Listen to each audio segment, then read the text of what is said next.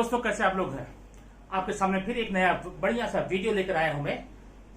Video का आज का चैप्टर नाम है संख्या पद्धति, नंबर सिस्टम। याद रखना, आप इस वीडियो को पूरा देखेंगे तब इसका पूरा फायदा होगा।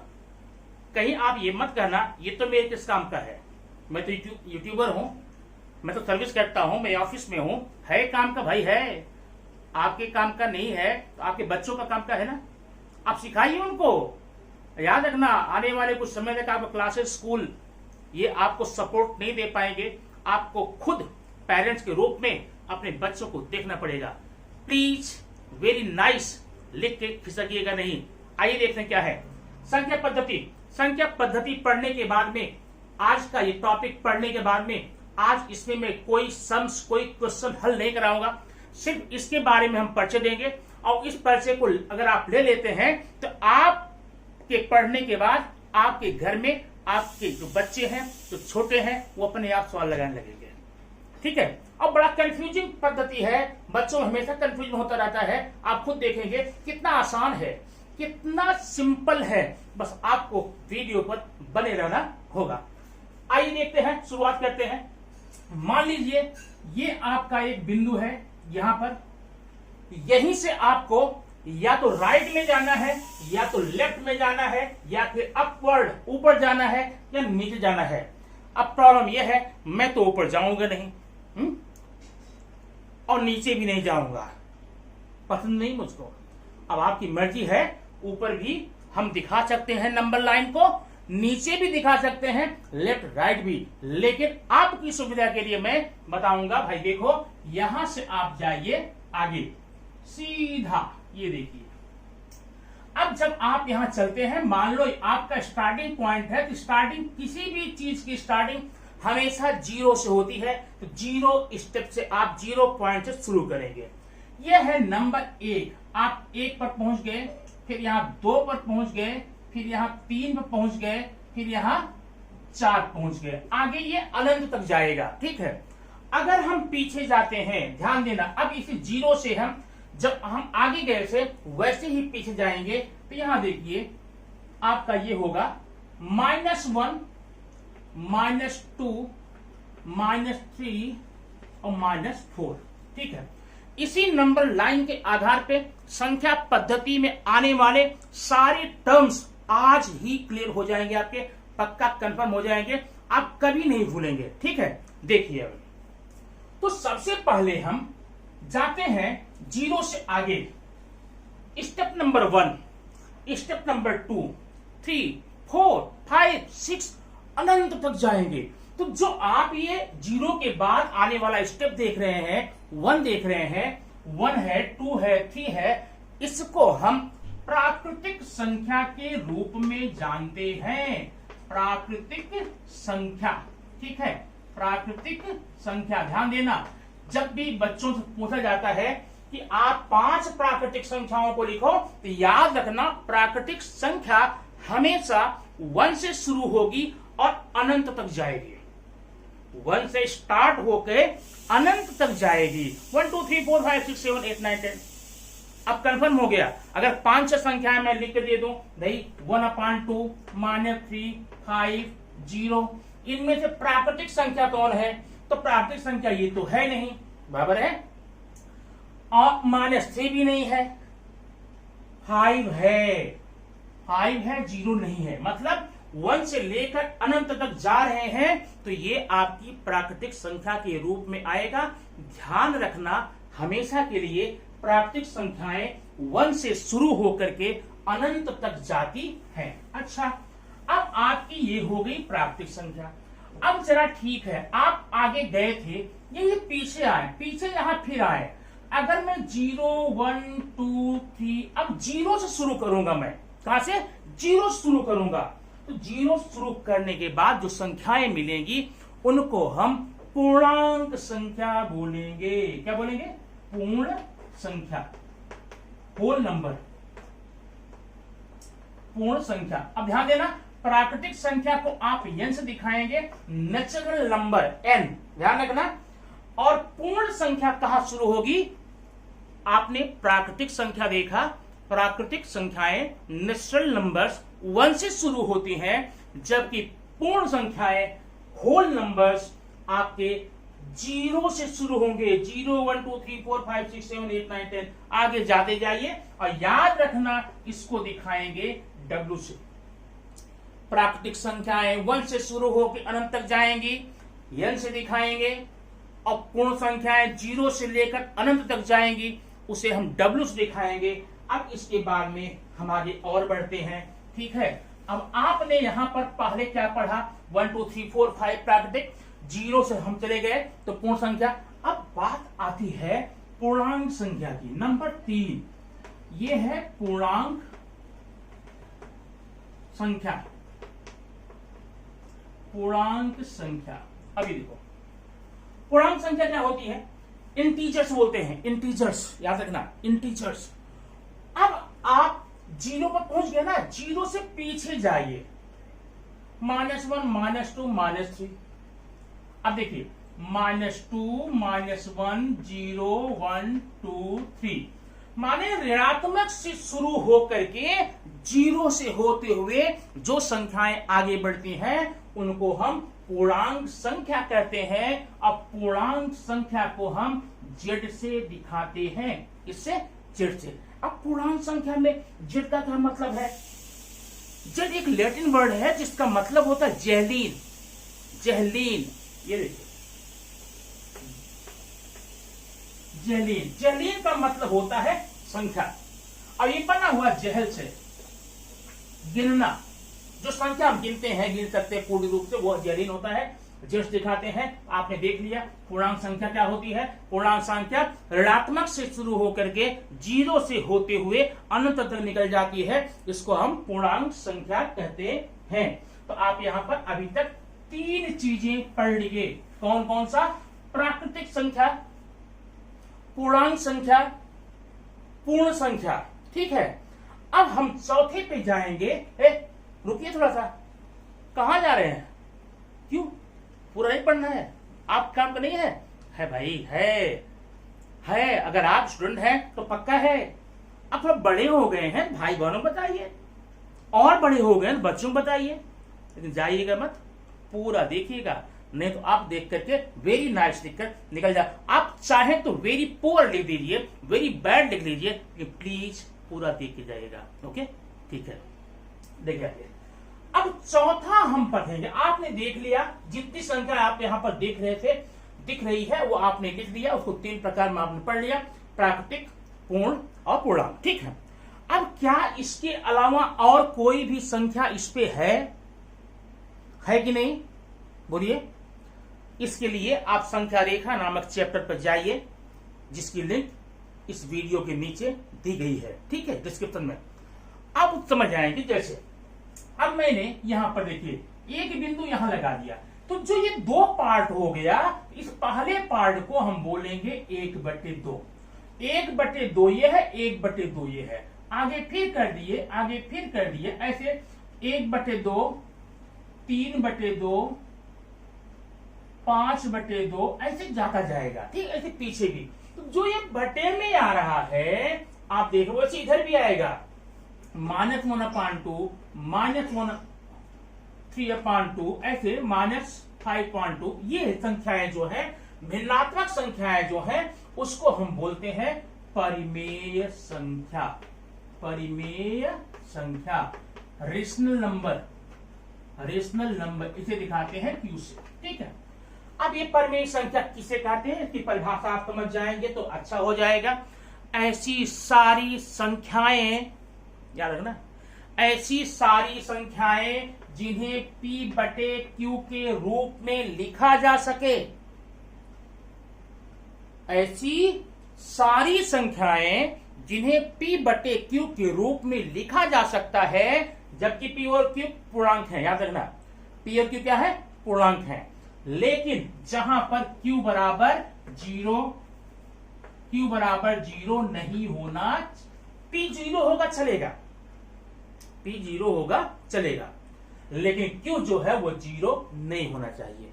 उन सारी संख्याओं को आप परिमेय संख्या के रूप में देखेंगे। माने परिमेय संख्या मतलब होता है आनुपातिक नंबर, रेशनल नंबर। वो रेशनल नंबर को ही हम क्या, जिसे रेशनल नंबर के रूप में लिखा जा सकता है, उन्हें हम परिमेय संख्या कहते हैं। अब ये आप सोचिए, ऐसा मत दिमाग लगाइए जिसे हमेशा हम भिन्न में लिखेंगे वही है परिमेय संख्या। नहीं, बता रहा हूं, आप समझ जाएंगे। परिमेय संख्या अधिक अच्छे समझने के लिए यहाँ पर तो मैं मिटाऊंगा, अब यहाँ पर अच्छे से देखना है तो चर्चा इस पर ज्यादा करनी होगी। वो देखिए परिमेय संख्या, रेशनल नंबर। अब परिमेय संख्या में क्या होता है, ऐसी सारी संख्याएं जिसे पी बटे क्यू के रूप में, पी बटे क्यू आप घबराइएगा नहीं, अनुपात के रूप में हम x बटे वाई कर सकते, a बटे बी कर सकते हैं, लेकिन गणितीय परिभाषा में यह p बटे क्यू ही दिया जाता है, इसलिए हम p बटे क्यू बताते हैं और आप p बटे क्यू का इस्तेमाल भी करना, ठीक है। जिसे p बटे क्यू के रूप में लिखा जा सके। अब कोई पूछ भाई p और q क्या है, p और q पूर्णांक संख्या है, लेकिन इसमें q का मान जो है वो 0 नहीं होना चाहिए, माने q जो है 0 से बड़ा होना चाहिए। ऐसे सारे नंबर को हम परिमेय संख्या कहेंगे। अब एग्जाम्पल देखिए, मैंने यहां लिखा 2। अब अगर मैं आपसे पूछूं क्या ये 2 परिमेय संख्या है, 2 परिमेय संख्या है? हाँ है। अब आपके दिमाग में आ रहा होगा 2 परिमेय संख्या कैसी हुई, इसे बटे के रूप में है नहीं, ये देखो कर दिया ना, ये 2 बटे 1 का मतलब 2 होता है ना, 2 बटे 1 का मतलब ही होता है 2, ठीक है। तो ये परिमेय संख्या है, आप समझ गए होंगे। ये देखिए मैंने लिखा 5 बटे 3, ये परिमेय संख्या है। क्या 8 परिमेय संख्या है? हाँ है। कैसे है भाई? 5 8 बटे 1 परिमेय संख्या है। माने किसी भी पूर्ण संख्या को, पूर्णांक संख्या को आप परिमेय संख्या के रूप में दिखा सकते हैं। अब आगे मैं आपको एक बात और बताऊं, इसमें आपको एक पढ़ना पड़ेगा, जितने भी नेचुरल नंबर, ध्यान रखना यहां पर बहुत इंपॉर्टेंट चीज है, जितने भी प्राकृतिक संख्याएं होती हैं, जितने भी पूर्ण संख्याएं होती हैं, पूर्ण, और जितनी भी पूर्णांक संख्याएं होती हैं, उन सब संख्याओं को हम परिमेय संख्या बोल सकते हैं। इसका मतलब जो नंबर लाइन पर जो नंबर आपने देखा था, अब तक जितना भी नंबर देखा था, 0 से लेकर आगे, 0 से पीछे, अगर कोई पूछे क्या ये परिमेय संख्या है, बोलिए हाँ परिमेय संख्या है। कोई भी प्राकृतिक संख्या परिमेय संख्या होगी, कोई भी पूर्ण संख्या परिमेय संख्या होगी, कोई भी पूर्णांक नंबर परिमेय संख्या होगी, ठीक है। अच्छा, अब अगर मैं पूछूं कि क्या 0 परिमेय संख्या है, क्या 0 परिमेय संख्या है, तो सोचो जरा, क्या 0 नेचुरल में आता है? नहीं आता। क्या 0 पूर्ण में आता? हाँ, 0 पूर्ण संख्या में था ना, तो इसका मतलब ये आपका ये परिमेय संख्या है, 0 परिमेय संख्या है। क्यों परिमेय संख्या है? क्योंकि हम 0 को 0 बटे 1 लिख सकते हैं, 0 बटे 100 लिख सकते हैं, ठीक है ना, इसलिए 0 भी आपकी परिमेय संख्या होगी। अब इसके बाद परिमेय संख्या देखने के बाद में आपको बड़ा सिंपल सी एक बात बताऊं, एक होती है तुल्य परिमेय संख्या, तुल्य परिमेय संख्या। ये क्या होती है? बहुत सिंपल सी बात है, मैं बता रहा हूं। मैंने यहां लिखा 5 बटे 3, ठीक है, 5 बटे 3 एक परिमेय संख्या है, लेकिन अगर मैं इन दोनों में दो का गुणा, दोनों में 2 का गुणा कर दो, 3 का कर दो, 4 का कर दो, 100 का कर दो, 1000 का कर दो, 2 करता हूं, ये 10 बटे 6, 3 का करो 15 बटे 9, 5 करो 25 बटे 15। ये सारी संख्याएं तुल्य परिमेय संख्या है, माने परिमेय संख्या तो ये है, परिमेय संख्या 5 बटे 3 है, लेकिन ये सब तुल्य संख्याएं हैं। पता लगा लो, ये कटेगा ना, कैसे? 2 पचे 10 और 2 3 5 बटे 3 आ गया, 3 पचे 15, 3 त्रिक 9, 5 बटे 3 आ गया, 5 पचे 25, 5 3 15, 5 3 आ गया। इसका मतलब जो आगे संख्याएं हम लिखते जा रहे हैं वो सब तुल्य परिमेय में आएगा, लेकिन परिमेय संख्या यही होगी।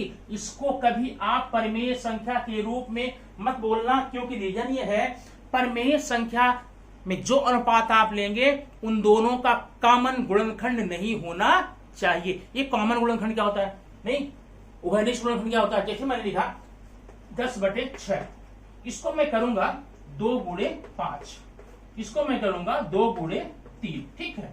तो इन दोनों में 2 कॉमन है, कॉमन गुणनखंड है ना, इसलिए यह परमेय संख्या के रूप में मत मानना। अगर हो दोनों में, जैसे मैंने यहां पर 5/3 लिखा है, 5/3, इसको मैं लिख सकता हूं 5 गुणे 1, 3 गुणे 1, तो इन्हें कॉमन जो है 1 है, 1 तो सब में होता है। तो ये हो गई आपकी परमेय संख्या और तुल्य परमेय संख्या। परमेय संख्या और तुल्य परमेय संख्या के बारे में आपने पढ़ लिया, ठीक है। अब देखो, अब मैंने मान लो 1 और 2 लिया, 1 और 2 के बीच में कितनी परमेय संख्याएं हो सकती हैं? 1 और 5 के बीच में कितना, 2 लिया, 1 और 2 के बीच में कितनी परमेय संख्या होगी? इसका आंसर याद रखना, कंपटीशन के लिए कोई पूछता है, स्कूल में के लिए हमेशा याद रखना, किन्हीं भी 2 संख्याओं के बीच में असंख्य परमेय संख्या हो सकती है। किन्हीं भी 2 संख्याओं के बीच में असंख्य परमेय संख्या हो सकती है, ठीक है। अच्छा, अब एक प्रश्न मैं बता दूंगा, ये वीडियो उसके सामने आज आपको पूर्णता की तरफ ले जाएगा, ठीक है। कोई पूछ रहा है कि 1 और 3 के बीच में, 1 और 3 के बीच में कितनी परमेय संख्या होगी? परमेय संख्या अनंत हो जाएगी, असंख्य हो जाएगी। 1 और 3 के बीच में असंख्य परमेय संख्या हो जाएगी, ठीक है। लेकिन मैंने बोल दिया 1 और 3 के बीच में आप 5 परमेय संख्या निकालो। कितनी? 5 परमेय संख्या। कितना सिंपल है, आप याद ध्यान रखना है। जितनी परमेय संख्या दी जाती है उसमें एक जोड़ लीजिए, 5 + 1 = 6। अब यहां पर ऐसी संख्या लिखिए, देखिए 1 2 3 4 5 6। अब सबके बटे 6 लिखिए। जो आपने संख्या की मात्रा पाई है, माने मैंने 5 परमेय संख्या जोड़ी थी, तो आपने क्या किया, 5 में 1 प्लस किया है और आप 6 बार 5 बार लिखना, 5 बार लिख लिया यहां पर। अब देखिए यहां पर मैं 1 से 3 के बीच बोला हूं, तो मैंने ऐसी संख्या पढ़ लेनी है जो 1 ना हो, तो कम होने तो प्रश्न नहीं है, लेकिन 1 भी ना हो, 1 से ज्यादा। तो 1 से ज्यादा कब आएगा, मैं यहां 7 कर दूंगा। अब 7 में 6 का भाग देंगे तो 1 ज्यादा आएगा, 7 कर दूंगा, 8 कर दूंगा, 9 कर दूंगा, 10 कर दूंगा, 11 कर दूंगा। हो गई 5 संख्याएं, 1 2 3 4 5, ठीक है। याद रखना, ये प्रश्न आपको एग्जाम में आता है।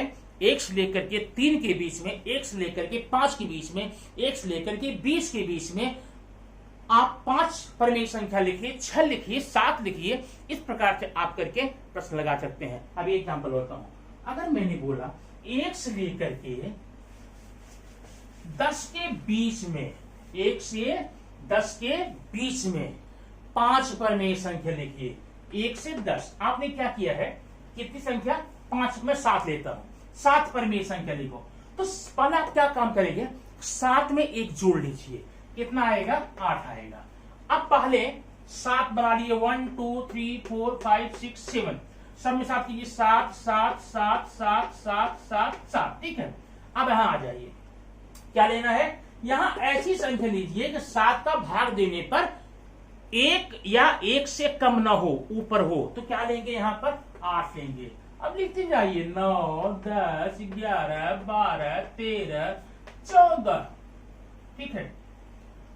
अब आगे आप कब तक लिखे जाएंगे, जब तक कि ये 10 ना आए। 10 कब आएगा, जब 70 लिखेंगे। 70 उठा, मतलब 15 16 17 18 19 20 21 22 आप लिखते जाइए। लेकिन मैंने क्या बोला भाई, 5 आपको 7 लिखनी है ना, तो 1 2 3 4 5 6 7। और ध्यान देना, इसका भाग देंगे 1.1 आएगा, इसका भाग देंगे 2 आएगा। आपको जाना कहां था, 10 तक। हमने 1 से 2 के बीच में ही ले डाला। इस प्रकार किन्हीं भी 2 संख्याओं के बीच में असंख्य संख्याएं लिख सकते हैं। अब आपके लिए एक प्रश्न होगा।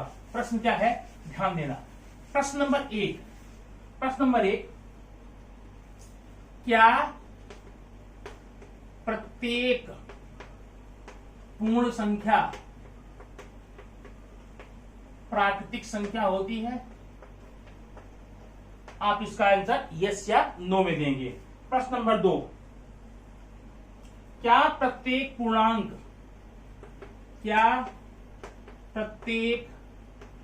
पूर्णांक संख्या परिमेय संख्या हो सकती है? इसका आंसर आप यस या नो में देना है। ठीक है, क्या प्रत्येक परिमेय